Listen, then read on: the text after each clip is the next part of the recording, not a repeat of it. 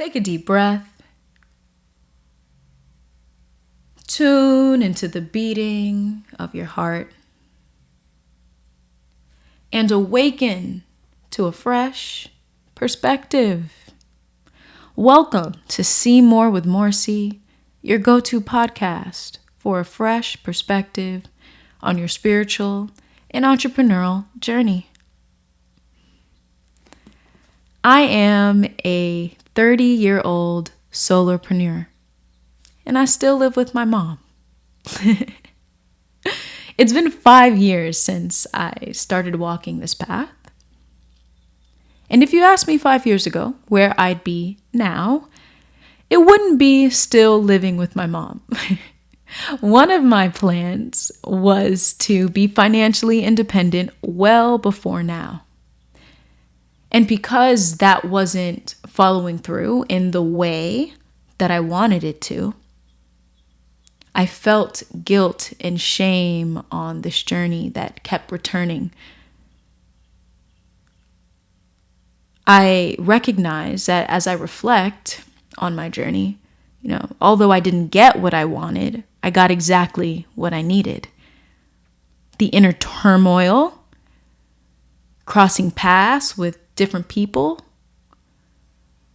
the challenges, the struggles, it's exactly what I needed.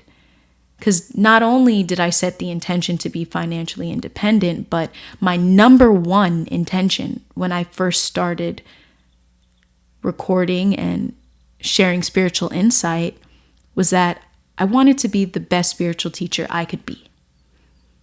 I wanted to share authentically and really bring others together who feel alone on their journey.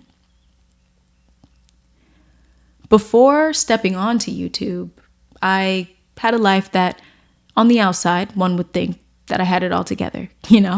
I was in grad school, I had a salaried job, very lucky to have those things. I had my own apartment, and, I was in a space where I was like, yeah, I could do this adulting thing. Let's go. But then gradually I started to awaken, both spiritually and in my career. And having those two go on at the same time caused immense inner turmoil. I started to see beautiful possibilities of what my life could be like outside of the plans I had made for myself, outside of all the time and money I had invested in that career. And it caused a lot of confusion because I began to feel called to my purpose, but I was still in an old path. So as you'd imagine, I went through a lot. I went through mental breakdowns. I had to see a psychiatrist for a little bit. I felt depression that was I thought was incurable. And the moment I decided to leave that path, I felt like a brand new person. Like my entire world was light and uplifted. I couldn't see all the way ahead, but I just knew, that gut feeling that you made the right decision, even though all logic may not match. That's what I felt. And there was nothing that could tell me otherwise. There was no person who could tell me otherwise. And I have to say that to this day, that was the best decision I've ever made in my life, ever. And as I started to walk this path of entrepreneurship, the highs and lows began. Before I even became a coach, I was in e-commerce. So I had started an Amazon FBA with some friends, and that didn't go through, but I learned a lot. Then I ended up flipping items from garage sales. That was fun, but it wasn't paying the bills. But my intention at that time was for it to pay the bills. But, of course, in any entrepreneurial venture, that's not, you need more time for those things. And at that same time, when I was flipping, I started my journey on YouTube. So I would wake up early in the morning, film a YouTube video, and then head out to garage sales. And so, I was making things work. I was making things happen, but it began to be too much. I couldn't handle it. And I was having the mental breakdowns again. And I was like, you know what? We can't do this. And so once lockdowns hit, I just came home because I was like, it's much better that I focus on what I actually want to do in a space of love and support and comfort. And, I've been here since then.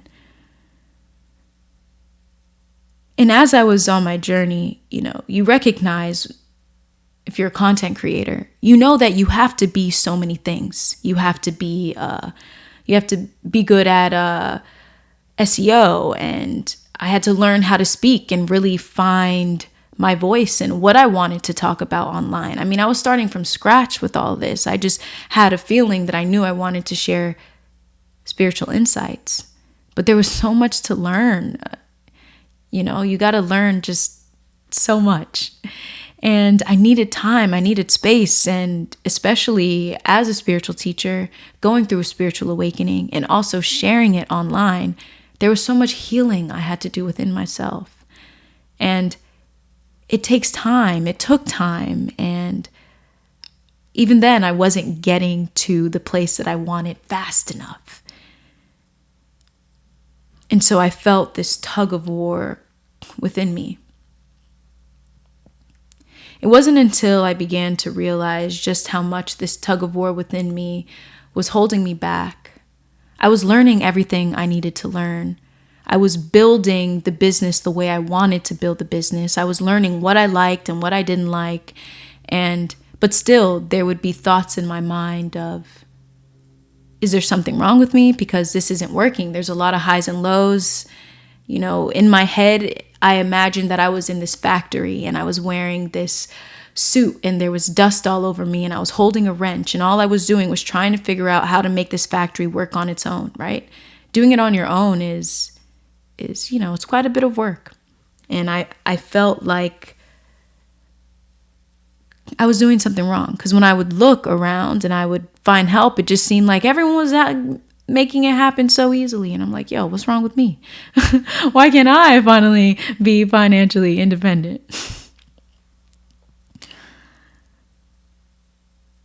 But I recognized that every step that I took was in alignment with being the best teacher that I could be. I found that on this path, what contributed to a lot of that shame was the shame that I did get help from my mom. It wasn't like I got all the help that I needed, but I got help from her. And there would be people around me who didn't have the support from their parents in the way I had with my mom. And I began to feel guilty. I began to feel like I didn't deserve it, because many of them would make some sly comments. And that took a toll on me. I mean, I'm introverted, and at the same time, I'm empathic. So I pick up on people's emotions, and you feel it. You got to learn how to work with it. And that took a toll on me. I had to learn that they're speaking from their own projection of life. Society has this idea that if you have some form of support, that your life is on easy mode. So it should be easy for you to follow through with your goals and your plans. And if you didn't follow through with your plans or your goals, then something's wrong with you, because life is on the game of life. You're on easy mode. And so that started to take a toll on me. Sometimes I'd see my own mom struggle and I'd feel like a burden. I'd be like, oh my gosh, this thing isn't working out. I'm a burden. And that led to a lot of the moments where I had to take breaks online. I felt as though I didn't want to do this anymore. But then I would think about what else I could do, and there was literally nothing else I wanted to do. Because when you have an awakening, a spiritual awakening especially, and a career, to be honest, you don't really want to work a regular job. You don't want to work a regular. I refuse to work a regular job. I understand if there's people who absolutely need it. I'm not judging. But I knew that in the circumstances that I had and that I was in, I was like, nope, I'm going full time. I'm making this work. There's no way I'm stepping into some regular job and having somebody else tell me what to do and spend my time and my energy working for some CEO to sit on their ass in Hawaii, right? Like, I'm not doing that. And I could feel within myself I had something to share. My whole path was led by purpose. There was many times I wanted to stop this, but it was led by purpose. And the purpose is what kept me going. It's what kept me alive. I found that not only was I feeling judged by living with my mom, but because it wasn't working out in the way I wanted it to, there would be those who thought I was too woo-woo. Woo-woo meaning too spiritual, too mystic. Like, my point of view does not fit in this world. It doesn't fit. It's not grounded in reality. And that's just judgment, because I know who I am, right? I was the type of kid growing up, you never had to tell me to do my homework, all right? My homework was done. And if my mom asked me if I did my homework, that would have been the weirdest question ever, because I always knew what it meant to take responsibility for my life, for my future, for who I am. And so even when I stepped into this, I always had a grounded perspective on it. And a lot of this journey was learning how to flow with my grounded perspective and also flow with this more spiritual perspective, a more open and untethered from the world of form. If I could say that kind of simply. So there was a lot of things, that I felt these nerves and that stopped me from fully expressing myself and fully being authentic. And it wasn't like I wasn't authentic, but it was more of just, I felt fear. And what really led me through all of this was my spiritual practice, right? We all go through things. How I see it is we're given a deck of cards and we have to learn how to play with the cards that we're dealt. Some people will look at your cards and they'll say, oh, you have an ace. You better win this round.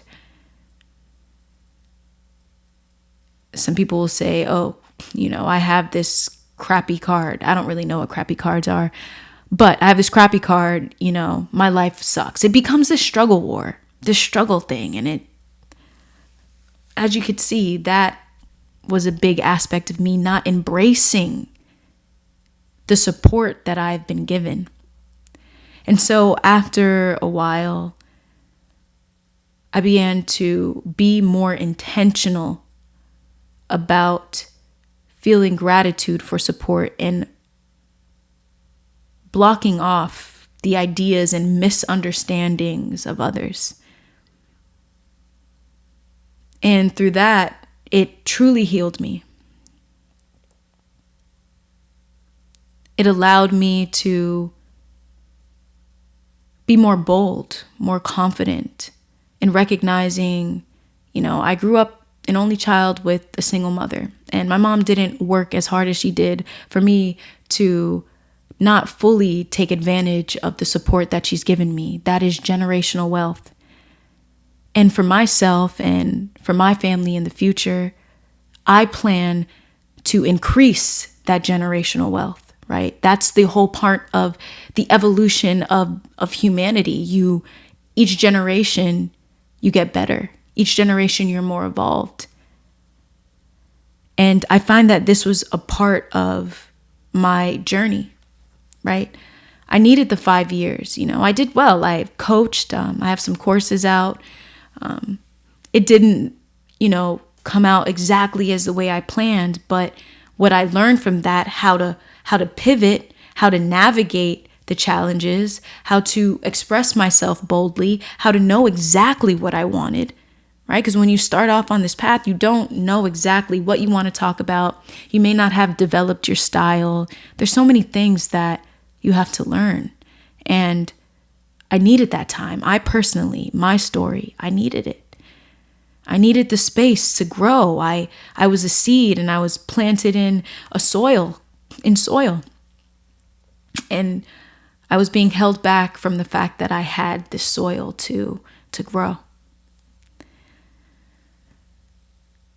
And so if you're listening to this and you're still here now and you're listening, I want to remind you that your life, there's so many gifts you've been given, and it's so easy for the mind, it's so easy for the ego consciousness to overlook those things.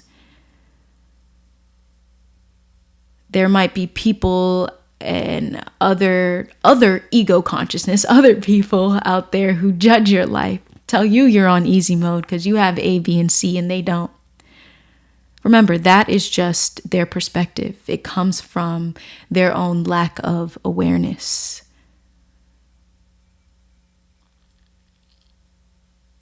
Honor where you are at in your spiritual journey and your entrepreneurial journey, because you're actually building a solid and genuine foundation. A lot of people might have some advice, and the advice might be suitable, it might be real, it might actually work, but it may not be what you need at that time. Some advice is just not good. All right, I've been there. I know, and I've seen people when it comes to needing money right now, the way they act differently and how they try and get people to get their products and do things. And I was so against that. I even fell victim to one of those things. Not that I am a victim, but from that experience, I learned I never want to do that. I need to figure out how I want to share my work and be truly genuine about everything I share. Do the best that I can, at the very least. Not saying that I'd be perfect, but do the best that I can.